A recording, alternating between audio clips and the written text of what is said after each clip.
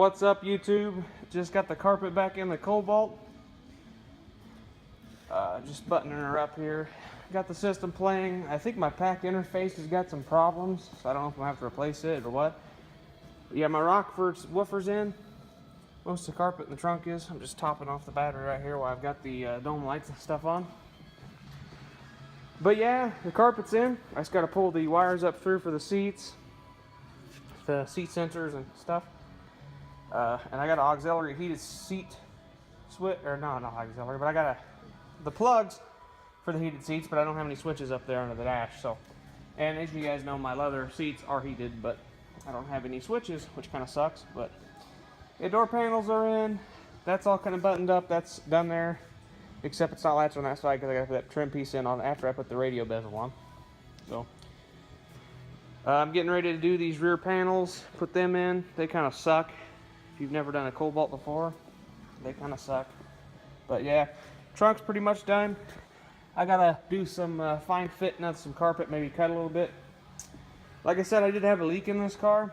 It had both floorboards wet, front and rear, so I had to rip all the foam out, or not out, off of the carpet. I replaced it with some of this sound mat that I had some leftover from friends. Or some friends had it left over from doing some stuff in their house, so I'm using it. It's good stuff. It was free, so I can't complain. It works. And on top of that, I'm going with WeatherTech floor mats front and rear with this car, so that'll help a little bit, take some of the noise. I'm thinking just the sound editing in the doors and the rear quarters are going to make this car a lot quieter. There's a lot more sound editing in the roof too, and then the trunk. The trunk could be a little more, like I could do a sheet here and there. I'm gonna have plenty left over, so I mean, that's not a problem. Yeah, my battery says it's charged. That's not a problem. I can do that later on. If I really want to do it, I can do the whole trunk. It depends. You guys have a Cobalt and you have rattles, and you don't know where they're coming from, try your seat release levers. That's where mine was coming from.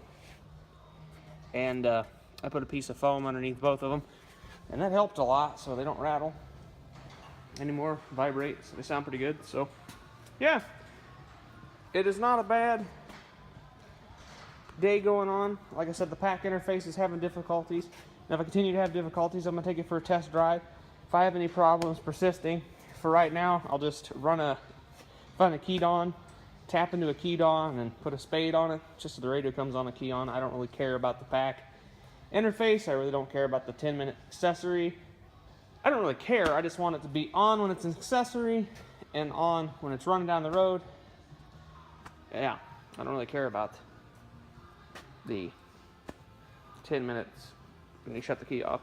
I actually prefer it to shut off when you shut the key off, but so I'm gonna probably find a hot source for that and tee into it, because I don't know what's wrong with the pack, but it has a problem where it will continue to ding when the key's in the ignition and the radio won't shut off.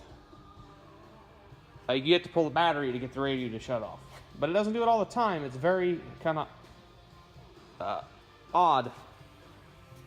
The only thing I'm going to miss about having the pack interface, which is not very loud anyways, is the turn signal indicators, but I have them in the dash, so I don't know. But I want to get this done.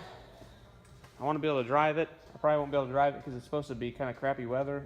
I don't really want to. It's already dirty, but I'm going to let the crappy weather go over, and I'm going to drive it and do a little bit of a review on how the stereo sounds. The highs are way too high, so I had to turn them down. The high frequencies. That's my ear. That's a personal thing to me that I don't like. I have really sensitive ears to highs, and screaming tweeters just kill my ears, and I can't stand it. It'll give me a headache. So I normally on mine, as my bass curve, it goes straight down like that. So bass is turned up. I love bass. I love feeling the bass, but I'm not a big screaming tweeter fan. And these, if you know Rockford components, they are screaming tweeters. Now on the Trailblazers is different because it's got enough bass that I got to have the tweeters turned up pretty decent to be able to hear it over the bass. Because the mid bass and the bass, if you don't have the tweeters, you ain't gonna understand a damn word they're saying because it hits it good. But yeah, I'll do a little bit of tuning, driving it. I'm probably going to take it out for a test drive once I get the seats and stuff back in. And the panels on, everything. I really want to know if it's quieter of a car and if I eliminated some of the rattles it's got. And I'm worried about the headliner rattling, so I'll probably end up maybe doing some foam under it. I don't know. It's eventually going to come back down anyways because I'm going to cover it, or either recover it or dye it black, because I hate tan headliners. God, it's stupid. Who comes up with light color Who comes up with light colored headliners? Really, GM? Are you that stupid? Stained up son of a bitch is what you need to call it.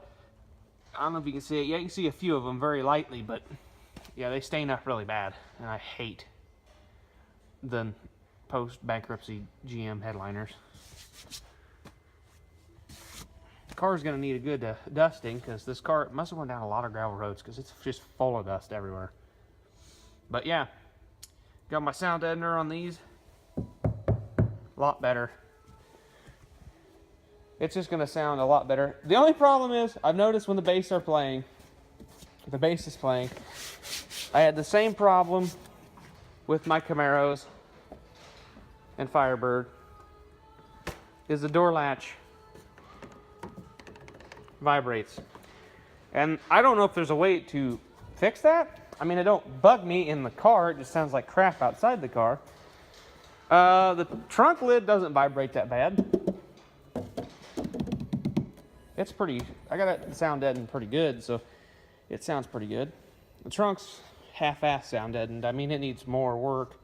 But the trunk, you just pull the carpet out and I can scrub it down real good, clean it up, and sound deadened. That's not a big problem. Yeah, I'll do that later. But yeah, I'm kind of curious how much it weighs now. Because I removed quite a bit of little stuff in here. Here's my box. I removed the XM radio box.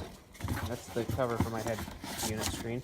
The rear center seat belt, because I'm only going to set 4 people in this car max ever anyways, and it'll probably just be 2 max, maybe 3.